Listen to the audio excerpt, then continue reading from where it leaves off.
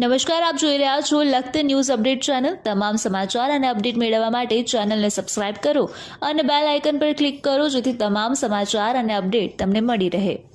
લક્ષ્મીપુરા વિસ્તારમાં બનાવેલ ખુલ્લી ગટરના કામમાં ભ્રષ્ટાચાર કરેલા સિનિયર સિટીઝન દ્વારા આક્ષેપ કરવામાં આવ્યા। મૂળ લખતરના અને અમદાવાદ રહેતા અરવિંદભાઈના જણાવ્યા મુજબ લાખો રૂપિયાની નવી ગટર નાખી તેના બદલે અંડરગ્રાઉન્ડ ગટર રિપેર કરાયું હતો આ ગામ આખામાં ગંદકી દૂર થઈ જાત।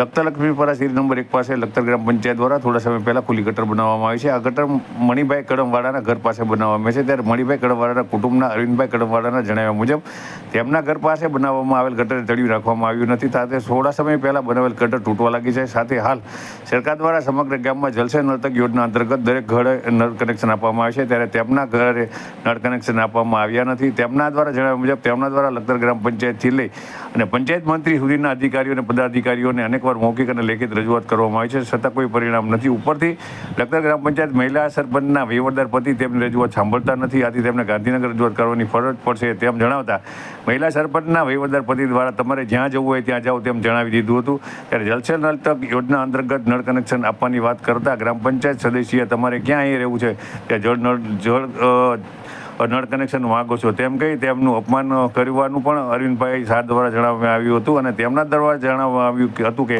તાત્કાલિક આ અંગે તપાસ કરવામાં આવે। મારું નામ શાહ અરવિંદ કુમાર મણીલાલ કડમવાળા। હું હાલમાં અમદાવાદ રહું છું, પણ મારા વડીલો પાર્જિત મિલકત હોય અવારનવાર અહીંયા હું મહિનામાં 2-3 વાર અહીંયા આવું છું।